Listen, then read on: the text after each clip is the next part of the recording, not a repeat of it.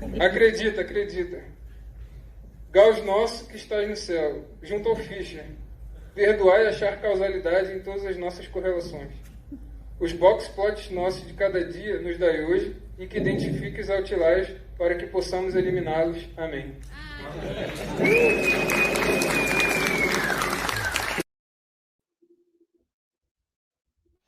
Oi pessoal, como é que vocês estão? Tudo bem? Espero que estejam todos bem por aí, tá bom?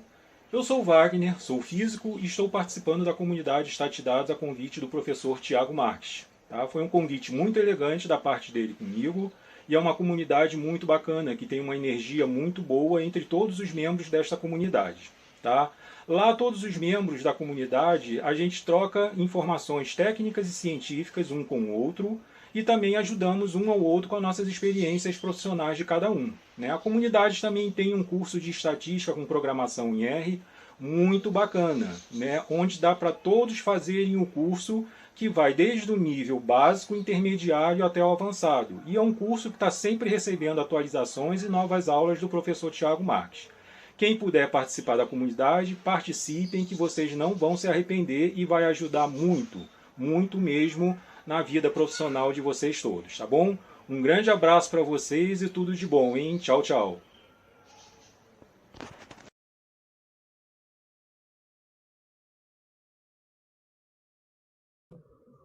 Opa, boa noite, galera. Boa noite a todos e a todas, né? Estamos aqui mais uma vez nas lives incríveis da comunidade de estatística, né? Você que chegou agora aí não faz a menor ideia do que está fazendo aqui, né? Então vou contextualizar aqui um pouquinho para vocês, né? Deixa eu abrir aqui meu PowerPoint.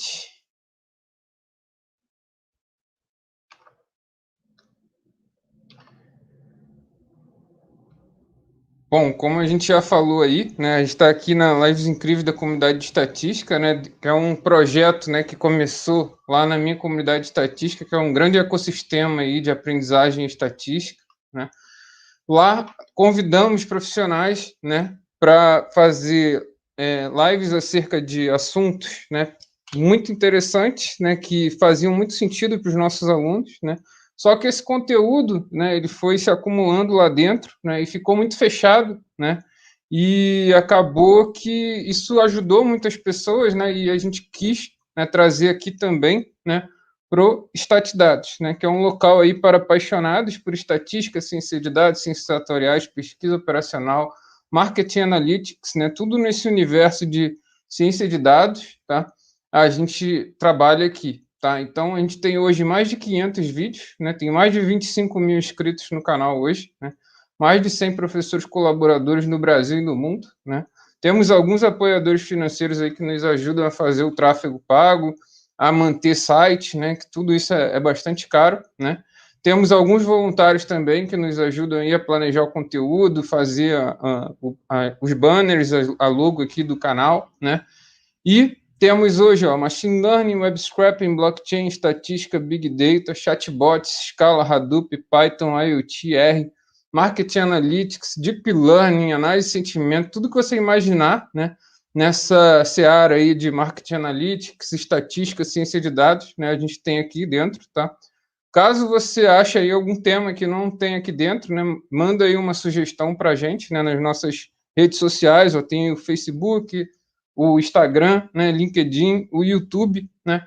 Fique à vontade também para me chamar aí no WhatsApp e falar sobre o que você quer trazer, né, que a gente vai arrumar aí um profissional qualificado para trazer esse tema para você, tá?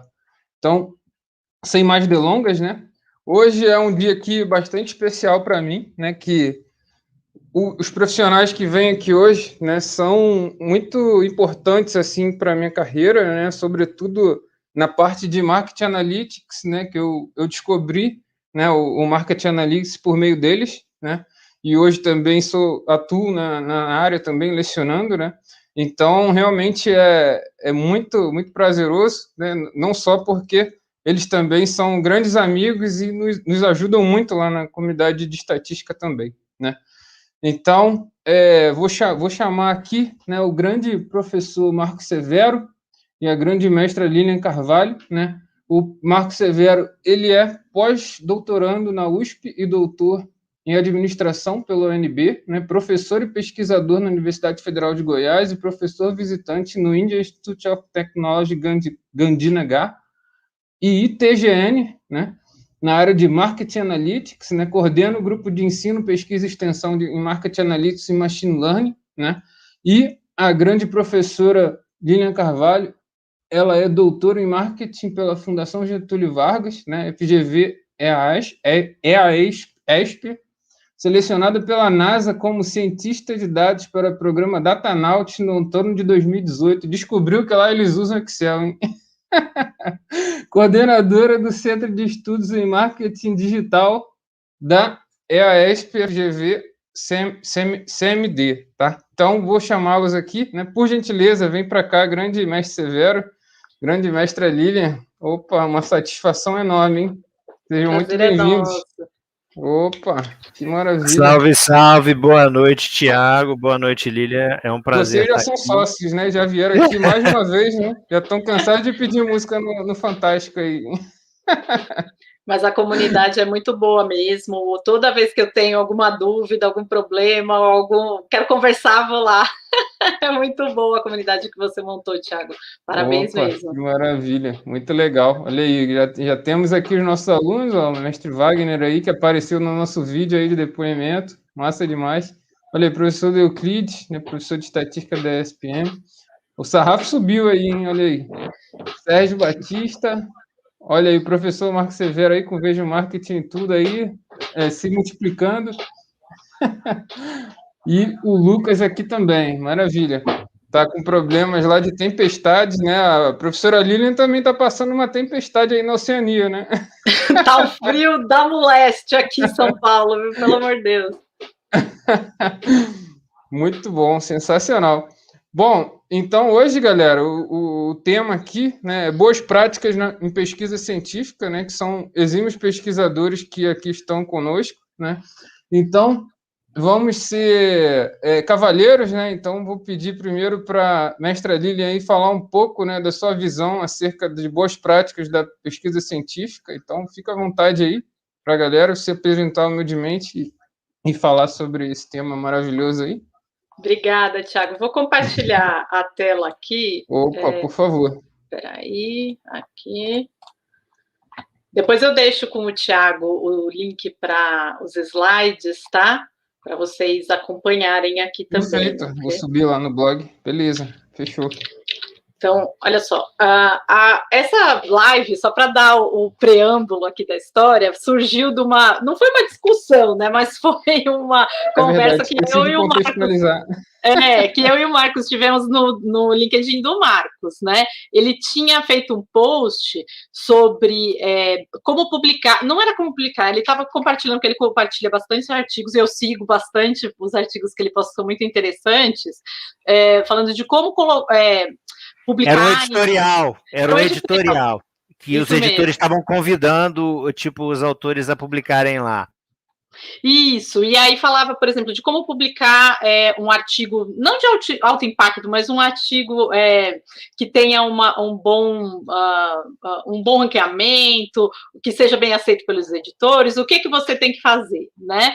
E a minha experiência pessoal com isso, né? Desde 2014, eu entrei em contato com esse movimento que se chama Ciência Aberta, Open Science. Talvez em português ficasse melhor como ciência cidadã, né? Eu estou usando também essa tradução aqui, né?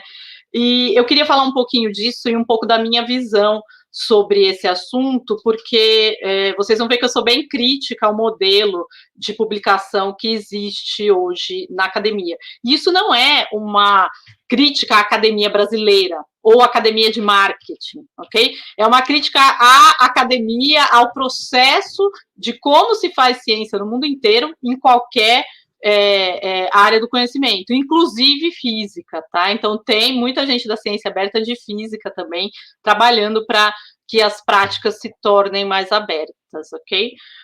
Antes de eu falar disso, eu quero deixar aqui o meu contato. Eu sou tudo isso que o Tiago já falou, né? E aqui tem meu e-mail para quem quiser conversar sobre o assunto e tiver interesse sobre isso.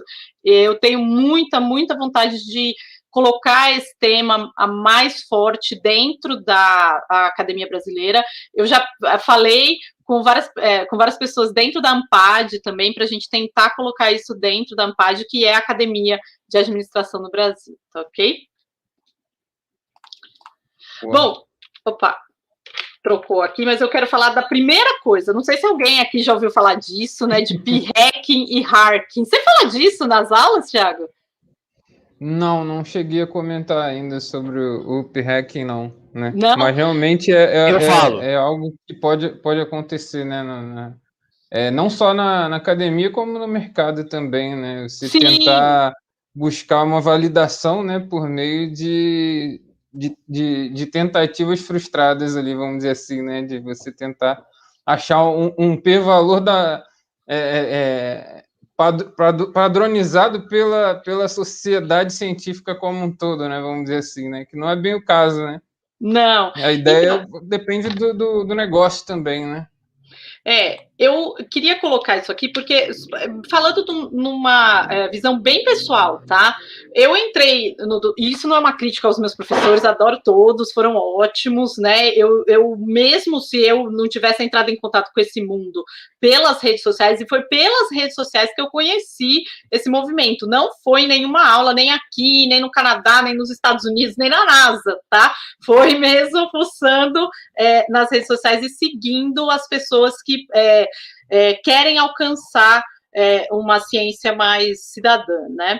Então, a questão do p-hacking é o seguinte, quando você entra, né, para fazer academia, você aprende as práticas standard, as práticas que são comuns entre os pesquisadores, né? Por exemplo, em experimentos em psicologia, se usa muito amostras de estudantes do ensino superior. Por quê? Os alunos estão lá e você acaba fazendo a pesquisa com eles.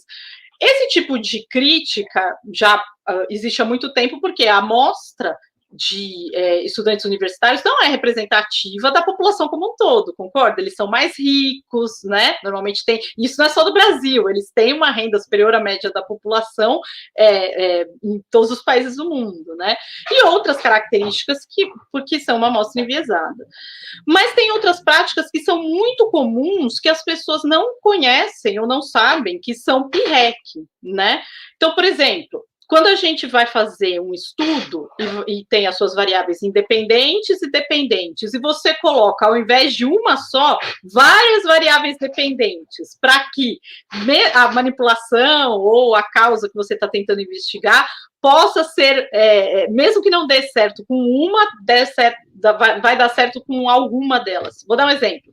Vamos dizer que você queira ver se a satisfação do cliente, ela impacta a intenção de compra, ok? Mas você não coloca só a intenção de compra, você coloca intenção de compra, percepção de qualidade, enfim, preço a se pagar, se você vai pagar mais do que a média do mercado, e todas as outras variáveis dependentes, ok? Isso você vê não só os seus colegas fazendo, como pesquisadores de, entre aspas, reputação, que é um outro assunto que eu vou falar daqui, que é credenciamento e apelo à autoridade, né? Mas é uma coisa que acontece. Outra coisa que eu vejo muito é você manipular os estímulos de experimentos, né, até o resultado ser positivo ou significativo. Então, por exemplo, eu quero ver se a cor vermelha impacta mais na intenção de compra nessa propaganda, né? Eu faço uma vez o experimento, vamos dizer, com 130 respondentes. Não deu certo. Aí eu falo, não, então eu tenho que colocar um vermelho mais forte. E vou tentando até eu conseguir. Eu não sei te dizer quantas vezes eu já ouvi de colegas fazer isso. E aquele resultado que deu errado, onde ele coloca? Na gaveta, que é o drawer effect, né? Ele guarda esse resultado. Isso é p-hacking também, né? E isso se publica-se, né, em journals que todo mundo acha que é de reputação ilibada, né? Outra coisa que acontece, colocar variáveis moderadoras ou mediadoras ou controles após o resultado não ser aquele que você esperava, né? Então você coloca, enfim, a cor da propaganda impacta na intenção de compra. Não deu nada. Então vamos controlar por idade? Vamos controlar por renda? Vamos controlar por região geográfica? Vamos colocar uma moderadora aqui, personalidade, Big Five, ou qualquer outra coisa aí que você pense, né? Tudo isso, todas essas são práticas de PREC, tá bom? Outra coisa, você também, que eu não coloquei aqui, mas também é assim, vamos dizer, você calcula qual que é a amostra que você gostaria, que você precisaria ter para o tamanho do defeito que você calcula, que é esperado, né? E aí você abre os resultados, vamos dizer, você precisava de uma amostra de 200 pessoas, com 200 pessoas não deu. Aí você fala, bom, mas se eu aumentar essa amostra para 400 vai dar significativo, né? Aí eu aumento, você também não pode fazer isso, né? Isso também é PREC, tá? Como nós mortais podemos identificar o PREC em um estudo publicado? Euclides, tem alguns simuladores que são pacotes que o pessoal dá. Eu vou mostrar o nome dos pesquisadores aqui, que ele coloca para você qual que é a probabilidade daquele efeito ter sido achado baseado nas premissas, ok? Existem esses simuladores, tá? E você consegue achar qual que é a probabilidade de PREC. Eu acabei de participar de um workshop para a Universidade de Melbourne, trabalhando com... eu sou mais de psicologia do consumo, né? Trabalhando com estudos em psicologia. E, na média, os estudos, né, da psicologia, daquela área que eles estavam pesquisando, 60% não se replicam.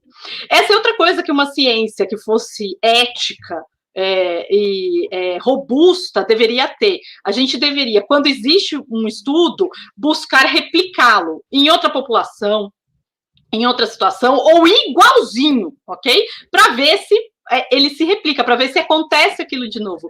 Quantas vezes vocês viram isso em psicologia?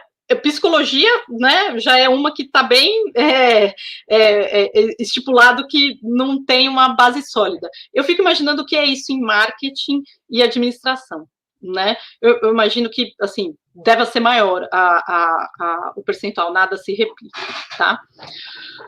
E o hacking, né? E tudo isso que eu falei agora é hacking. E o que é hacking? Hacking é assim... criar hipóteses após olhar os resultados, né? Eu lembro que tinha um artigo que me passaram durante o doutorado falando, escrevendo um artigo de trás para frente.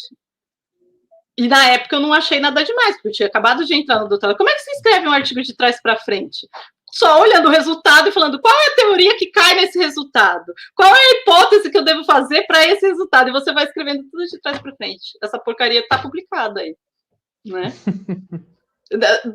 De ciência, tá certo que a conversa aqui hoje não é sobre epistemologia da ciência, mas isso não é o processo científico, né? O processo científico dedutivo é você tem uma teoria, vamos testar se essa teoria funciona. Por exemplo, se uma pena e uma bola de aço caem à mesma velocidade no vácuo, ok? Eu preciso testar isso, certo? E aí você testa várias e várias vezes para ver que a velocidade é a mesma. Existe isso na nossa área? Fica a pergunta aí, tá? Bom, o tema lá da conversa entre eu e o Marcos no LinkedIn era sobre narrativas, né? E eu queria colocar essa questão de narrativas porque, assim, na minha opinião, o processo científico não deveria ter narrativa nenhuma, né? O que eu deveria ter é falar assim, olha, o que eu tenho é isso, né? Isso é isso aqui que são as variáveis que eu estou observando. E vamos ver como que elas se relacionam e mostrar muito abertamente o que é que eu fiz para chegar naquele resultado. Inclusive, a gente estava conversando no backstage aqui, deixar o código da análise aberto.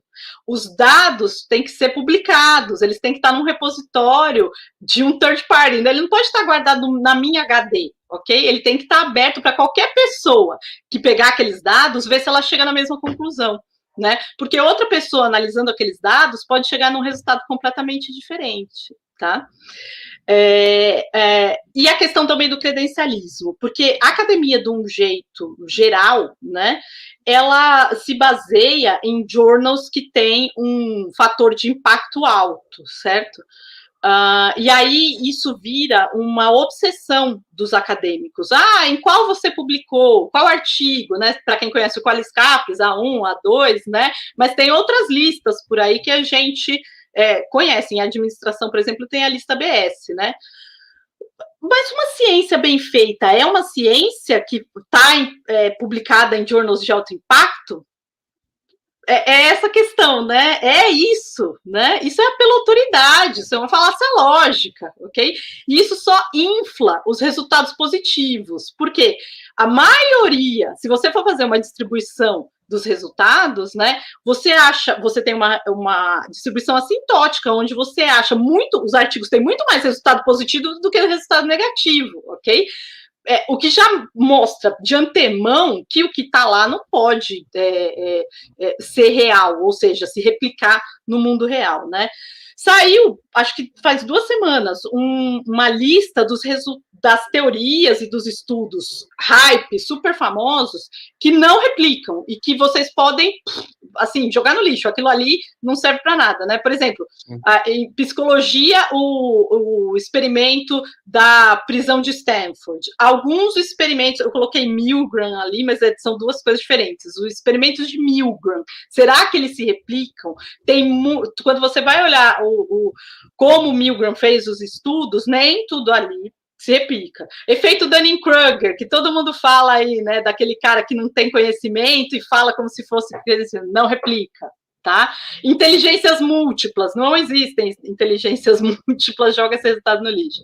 Sabe o teste do marshmallow, que a gente usa bastante, mostrando as criancinhas, falando se a criancinha, se você esperar, sei lá, 1 minuto, 2 minutos, eu te dou 2 marshmallows, mas se você comer agora, você pode comer 1, né? Não replica, ok? E muitos resultados da área de nudging, né, de nudge também, acaba não replicando, tá? A brincadeira que a gente faz é assim, pega um livro-texto de psicologia experimental e joga no lixo, porque nada que está lá resiste ao teste da realidade, né?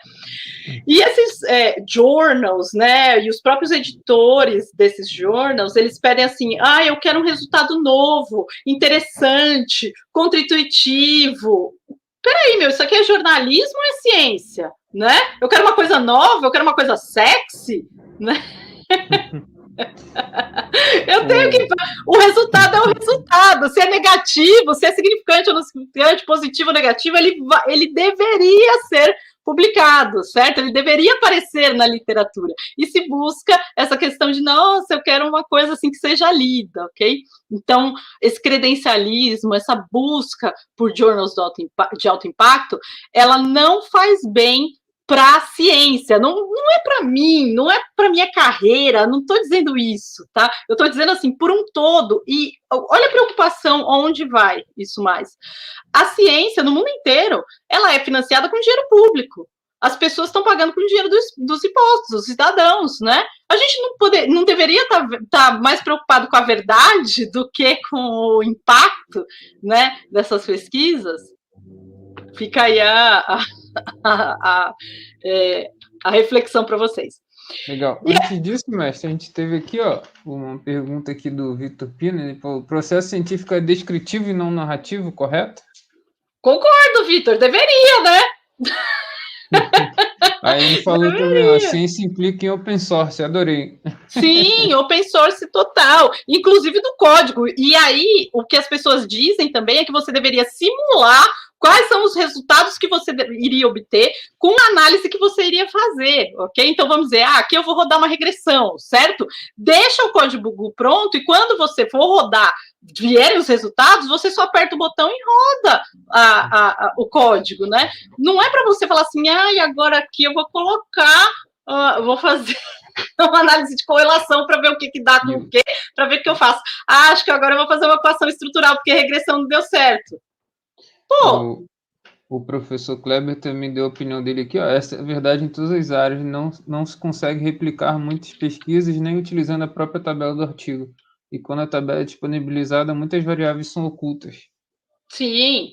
Olha, e eu ainda não falei uma coisa que eu estava conversando com o Marcos no WhatsApp, que eu acho que é mais importante ainda, né? Que é o sistema de governança. Por exemplo, aqui no Brasil, não estou dizendo que funciona, tá? Mas, por exemplo, a gente tem o TCU, o Tribunal de Contas da União, né? Que supervisiona o orçamento, ok? Vocês não acham que quando eu fizer um experimento, principalmente para medicamento, né? Então, vacina, não deveria estar alguém vendo se eu tô mesmo, se é tudo duplo cego, se está sendo feita da forma correta, né? Se os respondentes, os sujeitos de pesquisa estão sendo recrutados da forma correta, né? Ninguém fala de sistema de oversight, um sistema de governança. Se a gente tem isso por orçamento público e privado, porque tem auditoria de empresas de capital aberto, por que a gente não tem isso para a ciência também, né?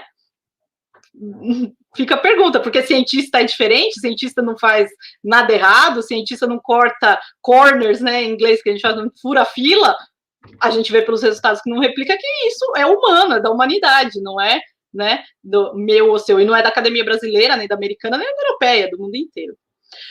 Só para não, eu quero, o Marcos, eu não posso tomar o tempo aqui do Marcos, que ele vai falar também, né, mas assim, ó, quais são as boas práticas? Estão nesse site aqui que eu estou colocando para vocês, né, o Openness Initiative, ok?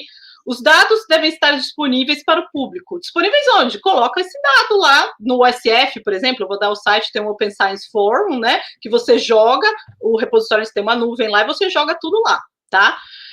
Os estímulos, ou seja, as fotos, os áudios, enfim, o que você utilizou e os materiais de pesquisa têm que estar disponíveis, eles não podem estar opacos, ok? Não pode ter uma screen, né, uma tela entre o público, quem lê, e quem fez a pesquisa, né? Códigos de como as análises foram feitas, condições para exclusão de respondentes também devem estar disponíveis, né? Os arquivos e condições também devem estar disponíveis, ok? Nessa linha, inclusive, a gente teve uma live aqui com o professor Paul, lá da Universidade Federal do Paraná, né? Que ele falou sobre pesquisa reprodutiva, né? Então, ele falou de ferramentas para que você consiga replicar, não só conseguir replicar o código, como também como é que fala? A coleta? As versões, né? As Sim. Versões exatas, né, de que foram geradas naquele momento, né? Porque também tem isso, né? Os pacotes vão evoluindo ao longo do tempo, né? Então, pegar aquela versão que quando foi gerada aquela análise, entendeu? Então, foi muito interessante também, né? Ele mostrou. Então, e assim, a maioria dos repositórios, né, que a gente tem de preprint, sabe? Teve muito agora na pandemia, né, das pré-publicações, né? Você coloca todas as versões do artigo, do que você mudou ou não, tá? Mas esse é um assunto que me chama muita atenção, porque tem algumas universidades que não aceitam artigos para você contar, né, como produção, com mais de X autores, tá?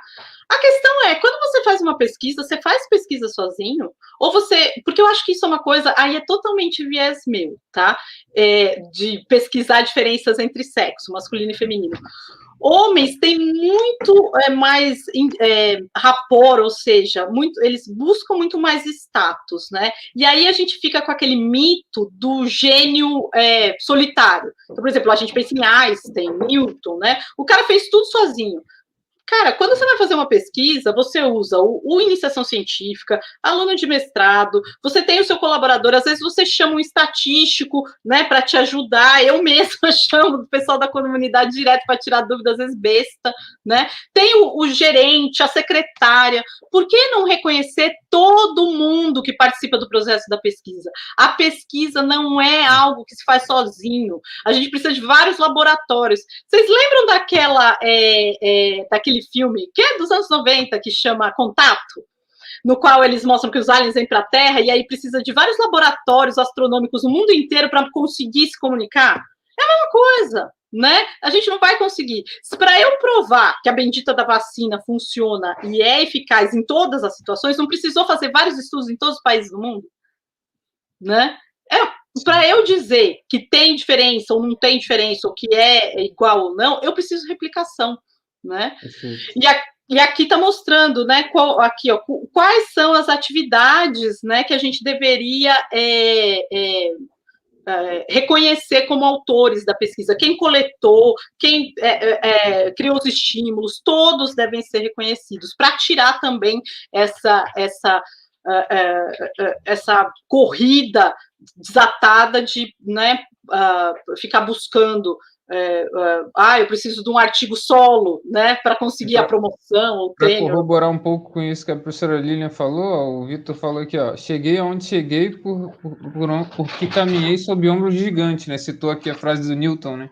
A respeito dos trabalhos de Galileu e Kepler. E aí a questão do peer review, porque muita gente fala assim para mim, não, mas aí a revisão por pares resolve os problemas e tal, né? Quantas vezes vocês já viram um peer review no qual os revisores pedem os dados e rodam a estatística novamente para ver se está certo? Eu nunca vi, né? Que peer review é esse? Que só vê a literatura? Então você não é um pesquisador, você é que não tem nada de errado com isso, entendeu? Você é um bibliotecário, entendeu? Que eu sei, alguém falou isso, alguém falou aquilo e tal, e aí colocou aqui, tá? Deveria ter uma análise estatística dos dados. Deveria ser obrigatório isso, né? Outra coisa dos comentários dos revisores, né? Atacaram os autores, ok? Imagina que se eu mando um artigo dizendo que pesquisador famosão lá fez um negócio errado. Aí ele pega o meu artigo para revisar. Por mais que seja blind, ele vai falar, não, eu não quero que isso seja publicado, ok? E vai canetar o meu artigo. Então, acusou o autor, diminuiu o autor, fez bullying com o autor, ok? Aqui, ó, fez uma revisão superficial, né? Fez um comentário que não está no artigo, né? Argumentos de autoridade, fala assim, olha, esse seu resultado aqui não concorda com o autor A, B ou C, o que eu mais vejo em peer review, tá? Critica o método usado. Eu acho que essa aí é a pior coisa, né? Quando você critica o método usado. Por que você fez quali? Por que pelo amor de Deus, né? Porque é uma pergunta de pesquisa. E aí, chegando no final aqui, para quem gostou, né, e ficou, como eu, ativista no negócio da ciência aberta, tem um monte de recursos, tá? Então, o primeiro que eu passei foi o Open Initiative. Tem esse aqui, que é da Suíça. A Academia Suíça, como se fosse a CAPES da Suíça, lançou um guideline para todas as universidades suíças, e não é só medicina, é para todo mundo, do que tem que ser seguido. E todas essas premissas estão lá, tá? Aqui o meu, eu sou fangirl dele, né? O Daniel Lakens, que é um pesquisador holandês, muito envolvido com a CIP, Sociedade de Improvement of Psychological Science, tá? E o Lakens, ele tem 2 cursos no Coursera, muito bom de estatística, falando de como melhorar sua inferência estatística e como melhorar. Porque às vezes você aprende assim, eu sei fazer a nova, aí o cara só roda artigo com a nova. A gente viu isso na pandemia também, né? Quando vai rodar um modelo preditivo, o economista tem mania de rodar regressão para tudo, né? Nem sempre a regressão cabe na análise. Eu preciso saber que a análise cai em cada pergunta de pesquisa. Então, ele tem um curso, como melhorar as suas perguntas de pesquisa, e o outro, como melhorar a sua inferência estatística, ok? Boa, sensacional. E é isso. Top. Boa. Marcos, é tua. Muito bom, parabéns aí pelas considerações, né? Realmente muito interessante, né? E faz muito sentido, de fato, né? Tem que ser reprodutível a ciência, né? Verdades duras de engolir. Não, com certeza. É demais. Maravilha. Isso agora aí. A gente vai para o segundo round aí, que o professor Severo ele vai trazer agora aqui suas inquietações acerca da ciência. Bom, agora que a Lília abriu a caixa de ferramenta em plena sexta-feira à noite, eu vou dar continuidade. Porque a professora Lília já chegou de voadora já. É bacana a gente discutir isso, porque ciência evolutiva. Eu acho que a Lília, quando eu era estudante de doutorado, eu li os papers de 1970, 1980, eles eram publicados nos periódicos que hoje são muito bem avaliados, Cara, isso não seria nunca publicado hoje, principalmente na área de administração, né? Porque era muito ruim. Né? Então, acho que daqui a 20 anos, quem estiver olhando o trabalho que a gente fez, vai falar, olha, é muito ruim, a gente faz coisa muito melhor, porque eu acho que a ciência é evolutiva, né? Eu acho que, bom, a gente está aqui para aprender, o Marcos, pesquisador hoje, eu imagino que ele é um pesquisador melhor do que quando ele estava há 5 anos atrás, estudando um doutorado, e a discussão atônica é essa. Eu fiz alguns tópicos, eu estava digitando, inclusive eu tenho uma pergunta para a Lilian no final, que tem a ver com a minha área. Eu já vi o curso do professor da Eindhoven, né, que eu acho que é Improving Your Statistical Interpretations, eu já incluí ele no meu LinkedIn aqui, quando você falou de melhorar as interpretações, eu falei, deve ser esse curso que está na minha lista para fazer, depois eu vou fazer. Bom, alguns tópicos aqui que eu separei, né? Bom, primeiro que eu acho que a área de administração e a sub-área marketing, elas estão um pouco atrás, por exemplo, da biologia. Quando você falou quem deve receber o mérito, eu comparo muito com um colega meu, que ele trabalha na biologia, e os papers que ele me manda, que ele publica, tem tipo 30 autores. Uma vez eu conversei com ele sobre isso, falou, Marcos, aqui é o seguinte, quem entra como autor? O cara que está misturando as amostras, né? A amostra veio de um lugar lá em Minas Gerais, quem coletou, né? Então ele entra como autor. Então existe uma tradição de você incluir mesmo quem de fato participou. A gente ainda não está nessa pegada, né? A gente está nessa de 4, 5 autores. Quando tem um paper com 8 autores, 12 autores, a gente acha esquisito, mas eu acho que o caminho é esse mesmo que a Lilian comentou. Bom, o primeiro comentário que eu vou fazer, o primeiro destaque é que hoje eu já vejo algo assim, que existe o jogo da publicação e existe o jogo da ciência. E não necessariamente eles fazem a mesma intersecção. Né? Porque, por exemplo, o jogo da publicação, ele envolve editores e revisores. O pessoal que está acompanhando a gente, eu não sei se eles têm experiência com publicação, com o processo de publicação. Mas por que eu falo que existe o jogo da publicação? Porque, se você faz o paper, e às vezes você teve a ideia de pesquisa, fez a pesquisa, fez o paper, está ali, chegou na mesa do editor, ele passou para os revisores, e aí às vezes o revisor fala assim, olha, beleza, o sinal do seu coeficiente é significativo, mas você tem que me convencer que o seu modelo faz sentido. Cara, isso não é o jogo da ciência, isso é o jogo de convencimento. Apesar de então, assim, o que ele está falando, isso já aconteceu comigo, mais de uma vez. E aí o editor fala, beleza, o seu trabalho passou para a segunda etapa, tal, só que você tem que convencer o revisor lá. Presta atenção no revisor número 2, porque ele falou que você tem que convencer ele que isso faz sentido. Então, olha só, ele está falando para mim que ele aceitou o meu modelo, que a significância está ok, mas eu ainda tenho que convencê-lo de alguma coisa. Então, eu tô dançando com ele. Né? No final das contas, eu estou dançando com ele e não é o jogo da ciência, né? Eu estou fazendo o jogo de outra coisa, né? Então existe aí, eu imagino que o jogo da publicação e o jogo da ciência. O que já aconteceu comigo também é o seguinte: a gente elabora um modelo, imagina uma moderação, cai no colo do revisor e ele fala assim: legal a sua moderação, mas eu não acho que é uma moderação, eu acho que é uma mediação. Pô, cara. Isso não faz sentido nenhum, cara.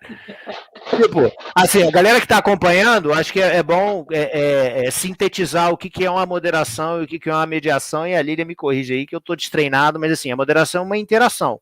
Né? Então, por exemplo, o preço influencia negativamente na demanda. Né? Só que para marcas mais fortes, ele influencia menos negativamente. Né? Então, por exemplo, a elasticidade do preço das marcas. Opa, deu uma travadinha aí, mestre. Tá tendo uma estabilidade aí de conexão. Vixe. Voltou? Voltou. Só volta. Vocês pegaram a moderação ou não?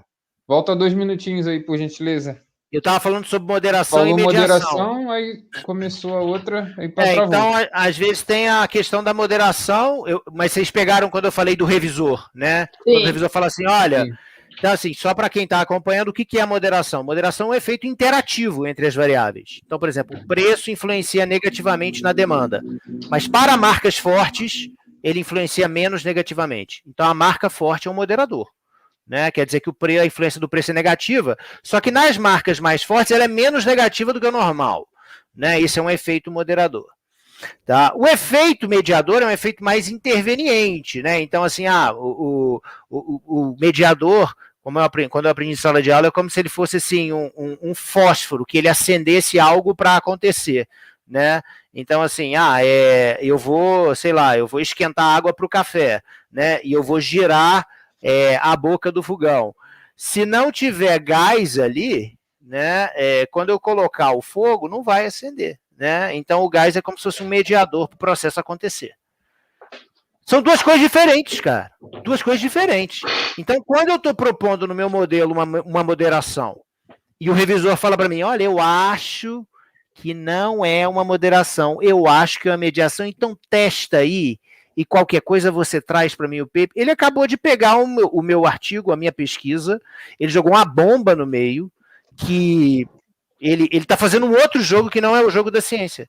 E aí o que acontece é o seguinte, a Lília já passou por isso, o paper publicado é uma versão alienígena do paper que foi submetido. Você tem a edição 1, edição 2, edição 3, edição 4. Tipo, eu já passei por 5 revisões, né? A minha pesquisa mais famosa, né? Assim, até eu usei a palavra famosa, acabei de suportar a hipótese que a Lila está falando, mas assim, a minha pesquisa de maior fator de impacto, né? Ela teve 7 versões. 6 revisores meteram a mão. 2 editores associados fizeram uma interferência na pesquisa. Então, o jogo de quem que eu estou jogando? É o jogo da ciência, né? Ou é o jogo da publicação? Esse é o primeiro destaque que eu queria fazer. Era legal você falar, Marcos, de uma publicação que é aceita em princípio. Sabe quando você você tem uma ideia de pesquisa, você fala como que você vai fazer, e aí o paper aceita em princípio, independente do resultado que der, aquilo já vai ser publicado, ok? Mas não são todos os periódicos que fazem isso. Não são todos os periódicos. E aí, tipo, se o Marcos do Brasil chega lá, ele nunca vai ser... Aí tem esse outro problema, né? Porque nós somos pesquisadores, queremos publicar os nossos trabalhos. E aí, uma coisa muito importante, gente, a gente está no Brasil. Eu vou contar uma história rapidamente, sim, bastante interessante, a Lília vai rir, mas eu tenho um amigo que ele fala assim, o jogo da publicação é o seguinte, a pesquisa científica é a seguinte, existem as pessoas que jogam no Maracanã, as pessoas estão nos Estados Unidos, né, as pessoas estão na Europa, eles estão publicando nos grandes periódicos, né, e existem as pessoas que jogam na Rua Bariri, que é a gente. E faz sentido, porque olha só, o tanto de desk reject que eu recebi na minha vida, desk reject é rejeição na mesa, né? Eu já submeti um artigo, subi lá na FACE, na Faculdade de Administração, tomei uma água, conversei com outro professor, quando eu desci ele tinha sido rejeitado, passou 12 minutos. Isso aconteceu comigo. Agora, será que não é porque era o Marcos, desconhecido, né, daqui do Brasil, e não era o fulaninho da Universidade da Ivy League, por exemplo, né? Isso faz sentido, né, cara? Então tem essa questão aí que a gente precisa compreender. Eu vou colar essa discussão com o jogo professor, dos programas... Aqui também uma contribuição aqui, professor Euclides, falou, atualmente a ciência dos periódicos vive em seu mundo fictício e esquece que existe um mundo real. Por exemplo, o corporativo que gostaria de aplicar conhecimentos acadêmicos, mas não confia? Uma vez eu falei isso numa banca e eu fui criticado por outros membros da banca, né? Porque eu vou falar, gente, eu sou da área de marketing. É difícil, eu acho difícil a academia pautar o mundo real. Eu acho que os pesquisadores de marketing eles correm atrás do fato, né? Em algumas questões, em algumas searas. Porque às vezes uma inovação chega, gente, ela chega no mercado e ela muda o comportamento das pessoas antes dos pesquisadores compreenderem isso. Né? Então, muitas pessoas na área acadêmica, elas acham, assim, não estou fazendo uma crítica, estou fazendo uma constatação. Tem gente que acha que a área acadêmica pauta o mundo real. Cara, eu acho que não, ainda mais no mundo organizacional que a gente está, né? Eu acho que a academia, ou a pesquisa científica, ela tem que ela tem que se espremer ali e mostrar a relevância dela, né? Mas eu acho que são coisas, às vezes, são coisas diferentes, né, do que o Euclides falou, porque às vezes a pesquisa científica se dedica a discutir teoria, né? O que faz sentido também para avançar, né? Porque pesquisa científica na área de comportamento do consumidor, se eu quiser explicar o mecanismo teórico de caminhos de variáveis latentes, isso é importante para a teoria do comportamento do consumidor, mas não necessariamente é importante para a prática, né, de quem está trabalhando numa empresa. Não sei se a Lilian concorda, ela deu assim, né, fez um sorriso, mas às vezes a academia ela tem que trabalhar em conjunto, tá, mas a academia também tem um mundo dela, né, algumas coisas precisam ser resolvidas ali, é a minha visão, né, questões teóricas, elas são resolvidas ali, elas têm que ser resolvidas ali, né. Desculpa te cortar, que eu dei um sorrisinho, porque uma vez o marido está aqui do lado ouvindo essa live, e ele foi ver, quando a gente morava no Canadá, eu fiz o doutorado do sanduíche lá, eu fui apresentar minha pesquisa, e a minha pesquisa foi sobre a ocitocina, o impacto dela na confiança da marca, né? E meu marido é da prática, né? Ele virou para mim e falou assim, mas por que serve isso? Né? O que eu vou fazer se eu souber que a ocitocina influencia a confiança da marca? Então, assim, eu estou na fase da pesquisa com rato, ok? Então, assim, pensa assim que eu estou no começo, vendo se esse hormônio tem impacto ou não. Se eu descobrir esse mecanismo, eu posso, em tese, trabalhar esse mecanismo e falar assim, olha, que tipos de confiança aumentam a ocitocina? É uma confiança interpessoal? É uma confiança emocional? Ok? O que é que envolve? Então, eu estou pesquisando antes. Isso é uma coisa que talvez a prática não tenha tempo, ou não tenha recursos, ou às vezes não tem interesse de descobrir o mecanismo. Ela só quer saber, ó, isso aí funciona, beleza, vamos embora, entendeu? Tem razão, eu concordo. Isso, e a gente precisa ter, o pesquisador precisa ter isso claro na cabeça, né? Em qual caminho que ele está seguindo naquele momento, né? Eu acho bom pontuar isso também para ficar claro para o Euclides, que às vezes há intersecção e às vezes não necessariamente precisa ter. Uma outra coisa que eu queria destacar é o jogo dos programas de mestrado e doutorado. Como assim? Bom, o Marcos é professor da UFG, mas ele é vinculado a um programa de mestrado e doutorado. Sou professor no mestrado e doutorado. Para eu conseguir dar aula lá, eu tenho que ter ponto. Para eu ter ponto, eu tenho que publicar. E aí? Eu preciso ter um pipeline, como se diz, né? A Lília já ouviu isso? Eu preciso ter um pipeline de publicações. Qual que é o objetivo? É publicar boas pesquisas ou é ter um pipeline de publicações? Mas a gente está discutindo isso hoje porque esse sistema que a gente criou nos levou a esse momento de discutir isso agora. Isso está sendo rediscutido, né? Porque esse não é o melhor formato. Porque se o meu objetivo for um pipeline de publicações, eu vou ter 15 orientandos produzindo pesquisa, né? Vou dar em disciplinas, os alunos têm que produzir as pesquisas deles e me colocar como autor. Ó, só um parêntese. O Marcos, como professor de mestrado e doutorado, ele não pede artigo e eu não peço para me colocar como autor, tá? Eu não sou assim, tá? Justamente porque eu não concordo com essa prática. Estou falando que está errado, estou falando que está certo, mas eu não concordo e eu não pratico, tá? Então, acho que a gente precisa chegar num momento para balancear, né? Só que isso gera um outro problema. Eu preciso dar resposta para a sociedade, gente. Né? O Marcos é professor de Universidade Federal. A Universidade Federal não tem, né? Hoje em dia ela passa por uma visão que não é, eu acho que ela não é adequada do que a Universidade Federal realmente faz, né? Por coisas dela, por coisas de outras razões que eu não vou entrar em discussão. Mas imagina o Marcos recebendo salário do governo federal, dando poucas aulas em comparação com quem está no mercado de trabalho privado, com professores, né? Porque a minha carreira tem que ser ensino, pesquisa e extensão, e aí eu publico um artigo em 10 anos, por exemplo. O que o cara lá na ponta vai falar? O Marcos, ele está achando que ele é o Einstein, para ele ficar em cima de uma pesquisa. Que cara é? Eu estou pagando esse cara, a sociedade está pagando esse cara para produzir uma pesquisa em 10 anos.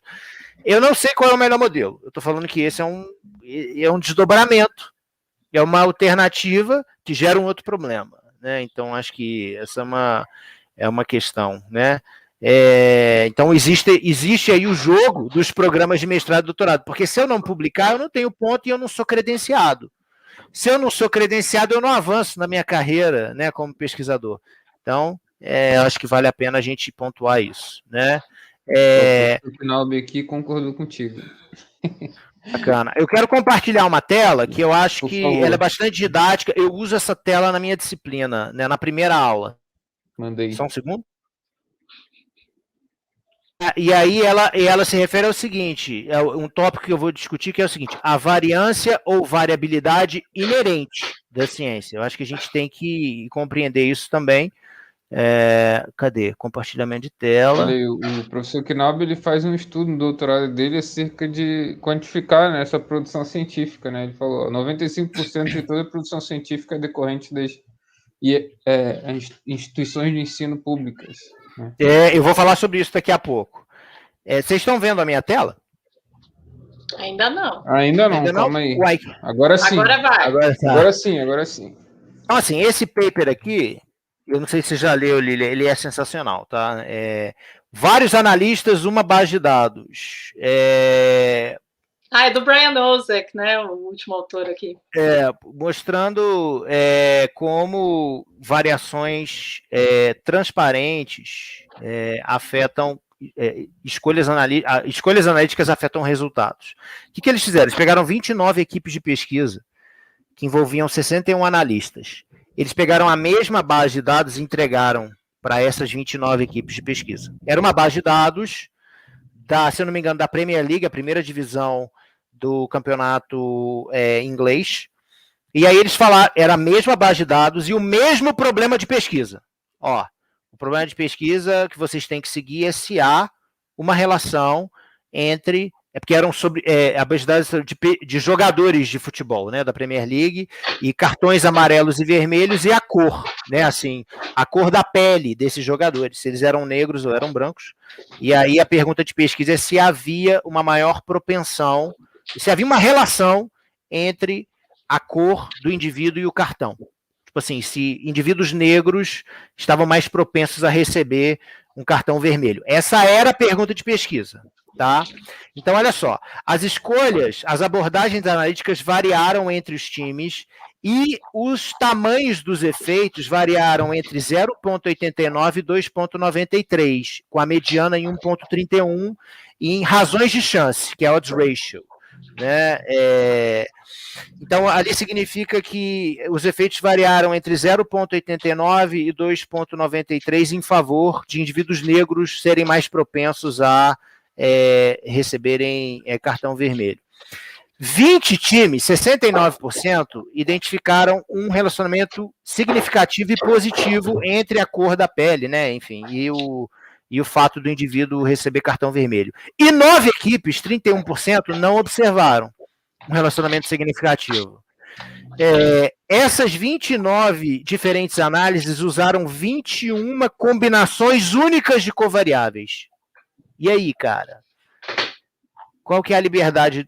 Olha só no que a liberdade do pesquisador implica. Não estou falando que ele não tem que ter liberdade, mas olha aí, eu tenho 21 tipos de covariáveis diferentes, e eu tenho 29 resultados diferentes, 69% apontam um caminho, né, e 31% apontam outro caminho. Aí tem as crenças prévias, que eles mediram isso, tá?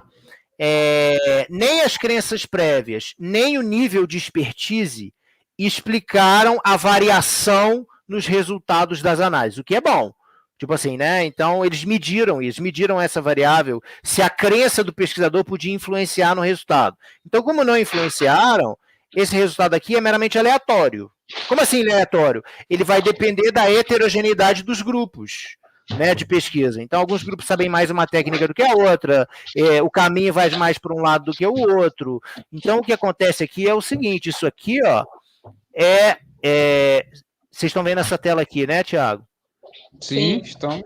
Então aqui eu tenho um intervalo de confiança que ele varia na banda de baixo de igualmente provável, na banda de cima de 2 vezes mais provável, dos negros receberem cartão vermelho em relação aos brancos, e aí eu tenho os 29 intervalos de confiança.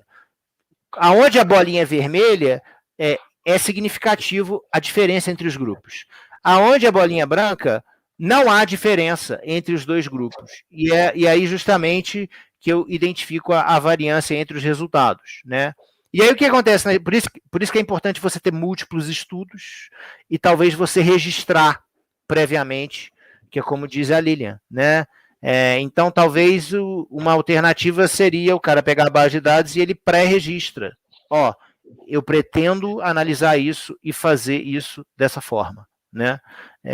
Então isso talvez pode, deixa eu parar a minha tela aqui, isso talvez seja uma maneira. Porque o que acontece? O que eu falo para os meus alunos? Cuidado, porque às vezes você tem um estudo. Cara, um estudo, você pode ser o mais parcimonioso possível, mas ele vai variar em função da heterogeneidade da equipe de pesquisa naquele estudo. Então talvez seja bom você fazer 2 estudos. E aí, se você quiser um efeito, você pega o efeito médio entre os 2 estudos, você vai estar sendo mais parcimonioso. Né, porque existe uma variabilidade inerente que ela é própria da ciência, né? Eu acho importante destacar essa questão. O quinto ponto é uma pergunta direta para a Lilian, né? E aí ela tem a ver comigo. É o seguinte, beleza. Supondo que o caminho seja esse, eu tô convencido, concordo com você. O que a gente vai fazer com a área de modelagem econométrica?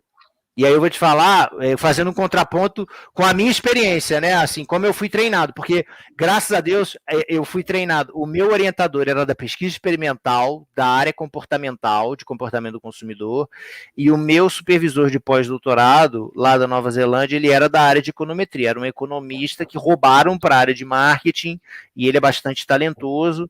Então, assim, eu lembro das conversas que eu tinha com o Harold, e ele falava assim, Marcos, olha, você fechou o modelo, agora você tem que ver como é que você vai escrever o paper.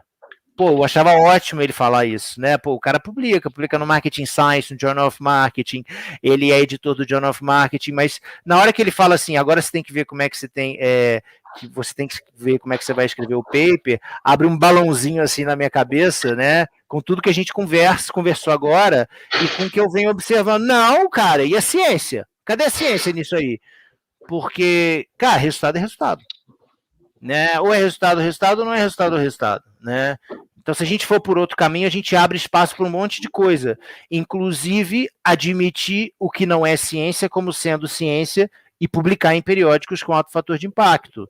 Então, a minha pergunta é, o que a gente vai fazer com a área de modelagem econométrica, que normalmente é assim, o cara recebe uma base de dados e ele fica queimando a mufa naquela base de dados, assim, amassando mesmo barro durante 4 anos, aprendendo enquanto ele analisa, né? Não, olha, essa variável eu posso explicar com o modelo bayesiano, ou não, essa base de dados é em painel, mas o painel não é assim, o painel é dinâmico, e é um vai e volta que é um pouco diferente da pesquisa experimental.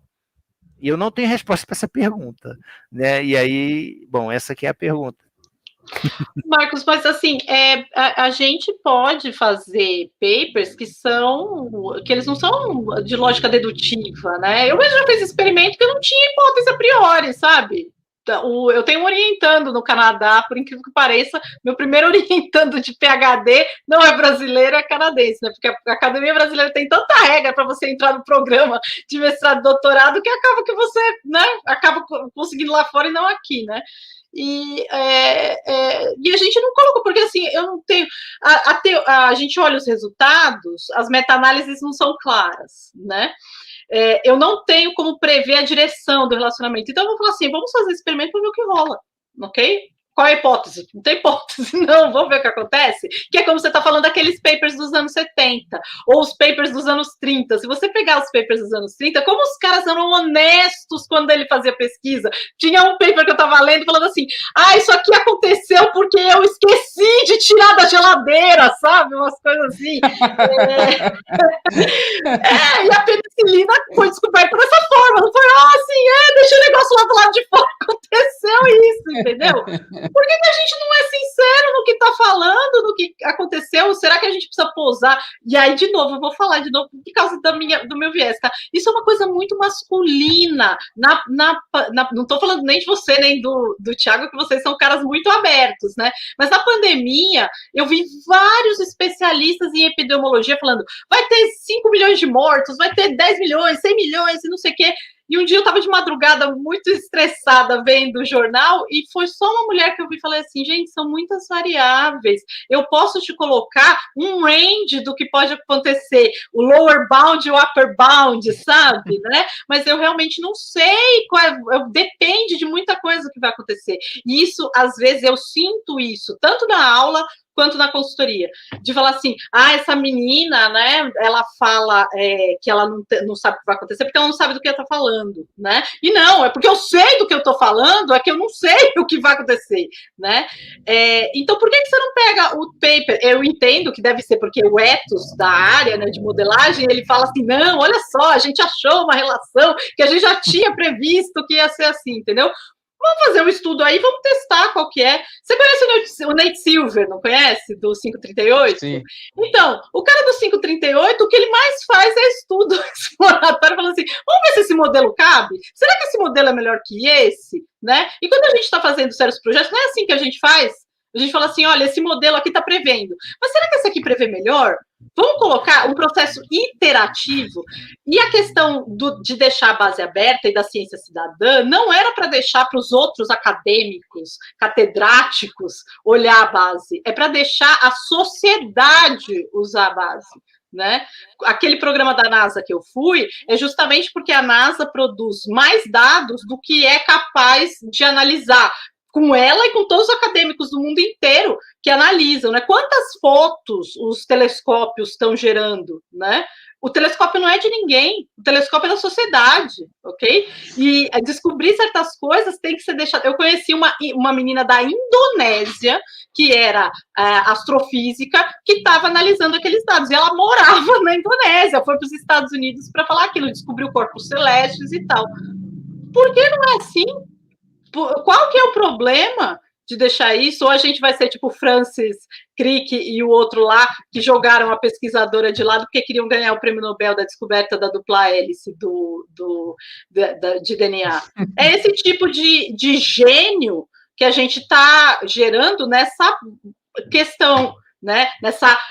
Nessa corrida insana, ok? Que não estou querendo aqui posar de boazinha também, dizendo que vamos dar a mão e fazer cumbaiá, entendeu? Eu só estou dizendo que o sistema que a gente colocou enviesa isso. É como se você falasse assim, lembra da teoria das janelas quebradas, que também não replica, mas é mais ou menos uma coisa assim. O sistema está tão enviesado para esse lado de jogo da publicação. A gente realmente, você tem razão, a gente está jogando o jogo da publicação e não o jogo da ciência, né? Como a gente volta a jogar o jogo da ciência, né? Com pré-registro, eu não estou dizendo acabem com o fator de impacto, acabem com os journals, também não acho que queima tudo, né? Mas eu acho que a gente tem que ser bem aberto no que desse sistema funciona e o que desse sistema não funciona. Outra coisa que você falou é a questão dos programas de mestrado e doutorado, ok? Existe um movimento muito grande de se falar dos programas de mestrado e doutorado como um esquema que ele é predatório, né? A gente forma os alunos de mestrado e doutorado para entrar na academia. Tem vaga para todo mundo? A gente tem um oversupply de alunos de mestrado e doutorado. Isso, e eu falo com uma experiência muito boa de mestrado e doutorado. Outra coisa, a gente precisa de tanta gente publicando journal A1 todo ano? Você entendeu? Será que a gente não está no jogo do ensino também? Quantos professores focados no ensino, que a gente estava falando com o Thiago agora, do que a comunidade dele faz, que ensina... Porque para os professores de mestrado e doutorado, principalmente, dar aulas na graduação, se preocupar com isso, é um empecilho, porque tira tempo da pesquisa. Precisa ter um one size fits all na carreira acadêmica? Todo mundo é principal investigator? Por que não tem uma carreira de teaching, ok? que forma as pessoas, porque todo mundo que sai do mestrado tem que ir para academia, ok? Uma boa provocação, com certeza. E aí, outra provocação, por que a gente fica fazendo revisão de graça para Elsevier, que ganha milhões, com um paper que eu não consigo acessar abertamente, né? Por que eu trabalho de graça para Elsevier? Eu realmente só reviso paper de journal que é ciência aberta. Porque se é de ciência fechada, eu não reviso. O Marcos Santos, com os alunos dele, já publicaram pra caramba na Springer, não ganharam um centavo por nada. Não, e paga, a gente paga para publicar, a gente fala assim, quando é $2.000, entendeu? E o dinheiro sai de quem? Aquele guia suíço, ele diz que o erário suíço, né, ou seja, o Estado suíço, não vai pagar mais essas FIIs. Ou publica em outro journal, e isso não é só a Suíça, não. A Alemanha já lançou essa lei também, ok? O taxpayer alemão, o taxpayer brasileiro, ainda mais no nosso país pobre, do jeito que vai ficar pagando para o Elsevier lucrar. Não tem sentido uma coisa dessa. E falo isso de boca cheia, porque é uma coisa irritante de se ver um dinheiro que poderia estar sendo gasto com coisa importante, está sendo gasto para, enfim, publicar em jornal de alto impacto. E só um destaque do que a Lilia falou. E aí o que acontece, cara, porque o sistema ele é tão difícil, não vou falar que ele é ruim, que ele é bom, porque senão vou estar no juízo de valor, mas ele assim, é tão difícil, que olha só o que acontece. A Lília já deve ter ouvido essa história. Então, assim, você pega um paper, escreve em inglês. Então, quando você escreve ele em inglês, você está, cara, eliminando a população grande. Pô, você fez uma pesquisa, você é professor de Universidade Federal, está no programa de mestrado e doutorado, você fez uma pesquisa, produziu em inglês. Cara, a maioria das minhas produções são em inglês, a gente produz em inglês. Beleza. Aí você manda para o journal A, B, C, D, e ele toma 15 reprovações. Aí você pega e fala assim, não, então manda agora aqui para o periódico brasileiro, tal, né? Então, que também tem fator de impacto, mas é baixo, tal. E aí, então você acaba, como é que, não sei qual é o termo que você pode usar, mas você tá, assim, você tá jogando um jogo que você tá rebaixando o Brasil, reduzindo o Brasil, porque assim, se você supor que você não tem tempo, né? Porque você dá aula no mestrado, dá aula no doutorado, dá aula na graduação, você orienta aluno, tal, produziu em inglês, então assim, você não está produzindo para o Brasil de fato, você está produzindo internacionalmente, né, num país que não fala a língua lá fora, isso dá margem a outros vários problemas, né, eu acredito que o Brasil teria uma inserção melhor em várias coisas, porque um dos problemas de quando você não fala o inglês, você é limitado em várias, você acaba sendo limitado, que eu falo assim, você não consegue ultrapassar algumas coisas que estão disponíveis nessa língua, né? Então você acaba ficando atrasado em receber algumas coisas, né? E aí você está relegando em segundo plano. Não, então beleza, agora manda para o Brasil porque não deu certo em nenhum lugar e tal, eu vou publicar aqui. Isso acontece. É uma questão difícil de se tocar e se discutir, mas a gente precisa discutir, né? Eu não sei para onde é que isso vai, eu não sei o que vai acontecer, né, depois disso, e eu imagino que a gente está discutindo isso agora porque a nossa ciência meio que adquiriu maturidade, né? Eu não sei o que vai acontecer. Agora, eu acho também, só fazer um destaque, porque alguém falou de pesquisa na área pública, na universidade pública, eu vi um comentário aí, né? Bom, porque assim, no Brasil a gente tem uma característica que é a seguinte, eu não sei se é melhor, não sei se é pior, não sei se é a única. Cara, a maioria 95% que você falou? Grande parte da pesquisa, grande parte mesmo, assim, quase tudo da pesquisa científica brasileira é produzida com verba pública ou na universidade pública, né? A Lília pode falar, a FGV também produz, tudo bem, vai levantar a mão, FGV, INSPER, um outro, acabou, né? Então, assim, é na Universidade Federal, né? Ou é em alguns entes particulares, que é uma característica nossa, né? Eu imagino que esse é um bom modelo, assim, a universidade pública participar disso é um bom modelo. Né, mas eu não sei se esse modelo poderia ser híbrido, eu não sei nem se a gente tem dinheiro, se a nossa sociedade tem dinheiro, né, assim, essa iniciativa privada, porque a pesquisa, cara, ela é um farol, ela te guia, né, ela vai te levar para os lugares, sem pesquisa, não tem resposta, né? Em diferentes áreas. Não é só na área de marketing, não é só na área de biologia, é na área de epidemiologia, né? É na área de saúde pública, é na área de ciência social. Então, eu não sei aonde isso pode levar a gente, né? O momento do Brasil, eu acho que o Brasil, quando sair dessa questão de pandemia no futuro, ele vai olhar para trás e vai ver que a pesquisa é importante você fazer pesquisa, né? Porque você consegue dar respostas para a sociedade. Mas será que o Estado brasileiro consegue carregar nas costas tudo? Grande parte, 95% que seja? Não sei. Mas também tem a questão aí de que talvez isso que a gente está falando é melhorar o uso do que existe. Não seria arrecadar mais, ok? É usar melhor o dinheiro que existe, né? Por isso que eu falo, será que precisa tanta publicação assim? A gente estava discutindo isso, né? O oversupply de estudos gera enviesa a literatura, né? Será que não tem temas mais importantes, né? Eu não sou árbitra disso, né? Quem decide o que é mais importante? Uma das sugestões do Open Science Forum e dessas comunidades de ciência aberta é fazer por sorteio. Ok? Já que não tem como julgar o que é melhor ou o que é pior, sorteia aí, todo mundo vai ter uma verba para para estudar, né? E se eu deixo isso aberto, e eu deveria fomentar que as pessoas revissem esses dados, analisassem de outra forma e tentassem de uma forma diferente.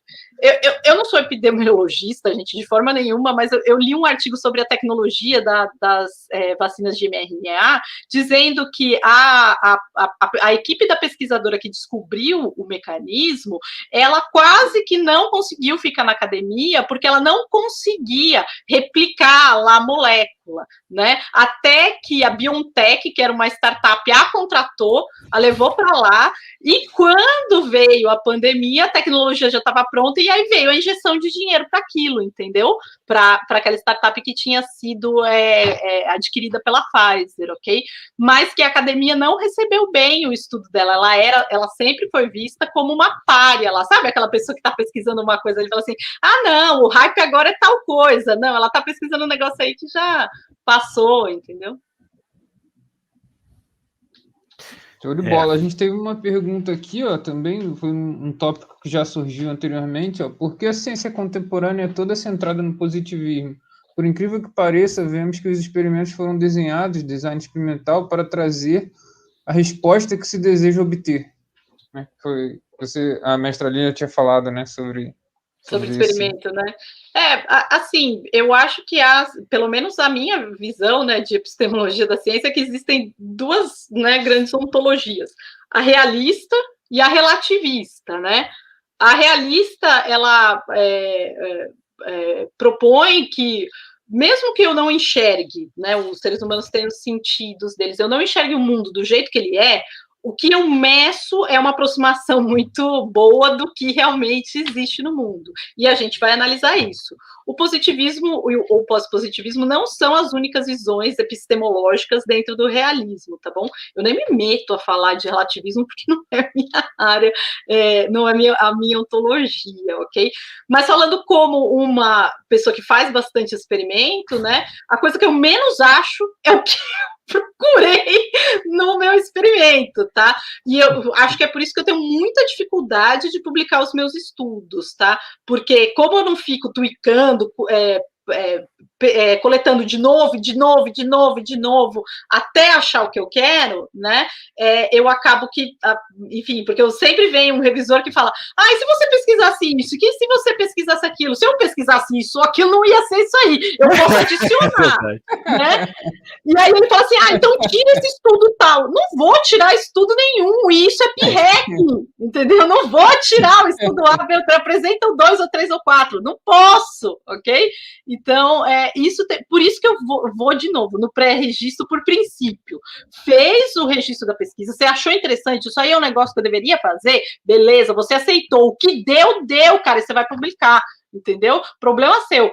Eu tenho um artigo com outros 100 autores na Nature Human Behavior que o filho da mãe do revisor falou que não ia publicar porque o resultado não foi o esperado, né? E era um experimento sobre o uso de uma database de faces, tá? Tá tudo aberto, os dados, os estímulos, o artigo da Nature Human Behavior tá lá, né? E o cara não ia publicar porque não deu um resultado, entre aspas, sexy, ok? E como o Cláudio está falando, o resultado não significativo é ciência. Agora me fala quantos artigos você acha que tem resultados não significativos, né? Não achei, isso não funciona, né? Quantos artigos vão ter da vacina A, B ou C que fala assim, a vacina tal não funciona, a vacina tal não funciona, a vacina tal não funciona, entendeu? Só se fala das que funcionaram. Aí ele falou também, a negação também é ciência, também deve ser publicado, pois ao menos apareceu que aquele caminho não é válido. Lógico, com certeza. Com certeza. E, ó, eu que pesquisei ocitocina, só para falar para vocês, era porque eu fui impactada, como acontece quando a gente é novo na pesquisa e tal, né? Achei um estudo super legal da Nature, né? E a minha vontade na vida era publicar na Nature, a gente acha que vai publicar alguma coisa, né? E aquele estudo não replica. Entendeu? Ou seja, vários pesquisadores, eu inclusive, foram misguided, né? A gente foi enganado, entre aspas, por uma coisa que apareceu na literatura que muito provavelmente é PIREC. Yeah. Perfeito. Então, já estamos caminhando aí para o final, né? O professor Marco Severo quer fazer mais algumas considerações aí? Eu adorei participar. Eu acho que é difícil, porque isso a gente fala em sala de aula. É difícil você ter dois pesquisadores três pesquisadores, três pessoas envolvidas com ciência batendo um papo sobre isso. Geralmente você fala isso em sala de aula, cuidado com o PIREC, mas nunca é um debate profundo, ele é mais raso e fala que e aí hoje a gente teve a oportunidade de fazer isso. Achei extremamente relevante. Devia até ter vindo, né, para vir para cá também, devia ter trazido eles para cá também, mestre Cláudio, né, professor Kinalvi, todo mundo, professor Wagner. E eu acho extremamente relevante debater isso porque melhora a gente como pesquisador. Eu, quando terminei o doutorado, eu olho para mim quando eu terminei o doutorado, cara, eu falo assim, nossa, era publicar, não, vamos submeter, vai ter o evento, eu tenho que mandar um paper para aquele evento, para aquele congresso. Não, e aí eu mandei, e passou, agora eu tenho que mandar para a revista. Hoje não, cara. Hoje, sabe, a gente tenta ser mais calmo, ser mais seletivo. Acho que é uma evolução natural, um caminho natural, né? Eu espero que só melhore, né? Até porque a gente fica mais crítico com o que a gente faz e com o que os outros estão fazendo. Boa. Sensacional. Quer dar suas considerações também, mestre?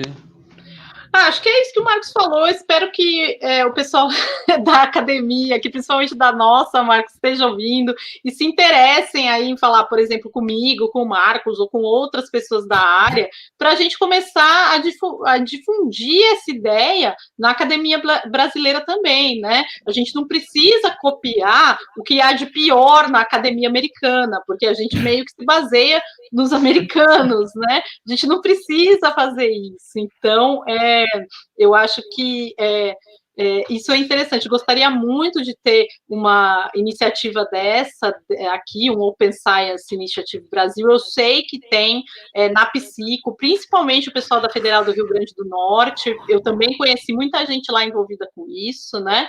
Então, eles são pioneiros nisso também, da Psico de lá.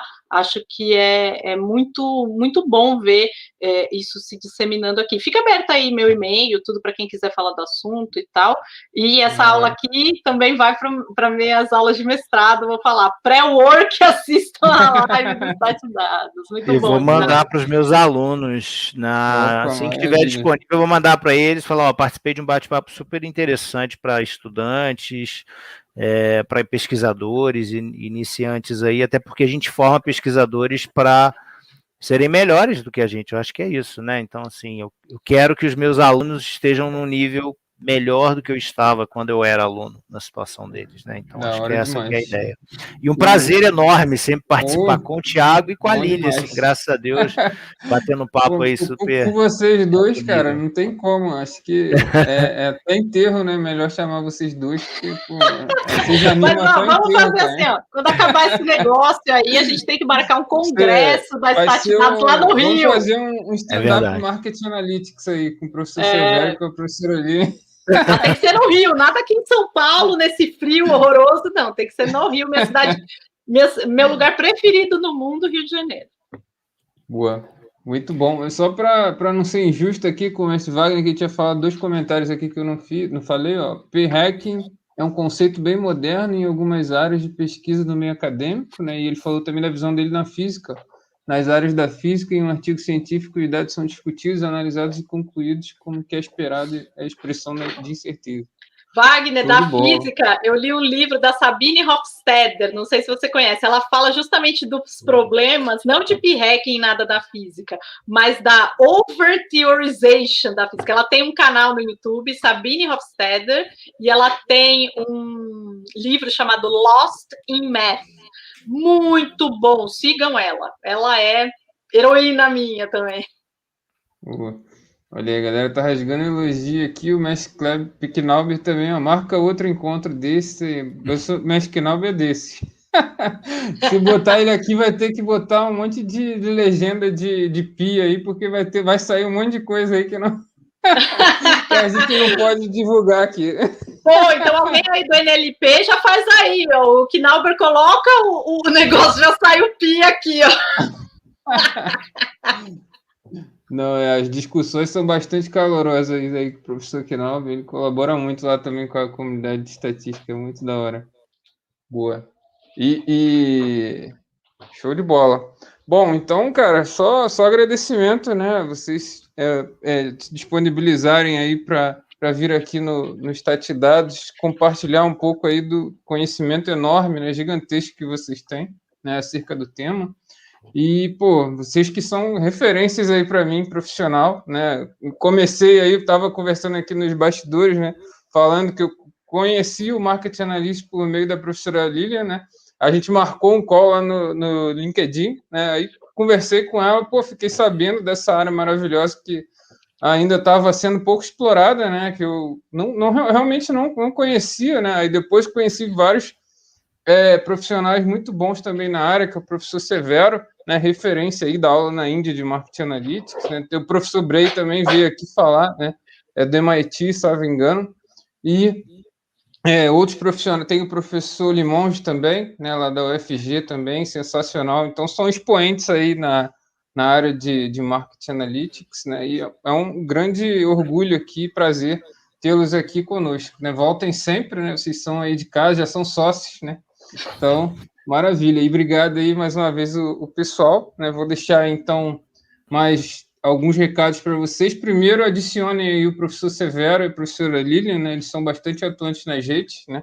Então, tem o LinkedIn deles aí, né? O professor Marco Severo tem canal no YouTube, a professora Lilian ainda vai criar, né? Ainda vai criar o canal dela. A professora Lilian está devendo tanto para o Thiago que eu não falo mais nada, viu? Deixa para lá. Ela ainda vai criar o canal do YouTube dela lá, né? Maravilha. E dá 2 recados aqui para vocês, então, né, que na próxima, no dia 12 agora, né, vai começar aí uma semana de estatística e inteligência artificial aplicada à educação, né? Vai ser um evento maravilhoso aí, uma semana, né, de palestras aplicando estatística e inteligência artificial na educação. Teremos IBGE aí, com o mestre Gabriel Assunção, falando sobre como utilizar os dados do IBGE, né, por meio do software R também, né, acessando a PNAD contínua e outras pesquisas do IBGE para você conseguir trabalhar a educação e outros temas também, tá? É muito, muito rica essa palestra do mestre Gabriel. E outros também sensacionais, né? Vai ter o professor Delbrando também, lá da comunidade de estatística, trazendo aí como é que ele utiliza na educação lá na Amazônia, né, e tudo mais, tá? Então, fiquem atentos aí, né? E também teremos a 15ª turma da comunidade de estatística, né? Esse ecossistema completo, né, para você aprender estatística. Então, vai ser uma oportunidade aí para vocês. Então, vou deixar aqui os 2 links, né? Quem quiser se inscrever nesse evento e também ter o certificado dessa live, tá? Vai ser em conjunto, tá? Então, quem quiser o certificado dessa live, se inscreve aí nesse evento que a gente vai gerar por lá, tá? E vou deixar o link aqui também para vocês para se inscrever na lista de espera aí para a comunidade de estatística, tá? Então, agradeço aí mais uma vez, mestres, né? Sensacional, né? Muito Conte bom, comigo parabéns. sempre, Thiago. Obrigado. Foi um prazer, Lilian. Prazer, Marcos. Quando eu for aí, se Deus quiser. A professora Lilian Carvalho está devendo também um cursozinho para a gente aí, né? Nem me fala, Thiago. Deixa. Eu estou devendo para tanta gente que só Jesus. Você tem que criar um curso aí, pô, de marketing analyst. É um professor Severo também, pô, vai ser um negócio da NASA aí. Preciso mesmo. Literalmente, né? Bom demais. Então, valeu, pessoal. Até a próxima, então. Valeu, tchau, tchau. Falou, pessoal. Obrigado. Boa noite, bom fim de semana.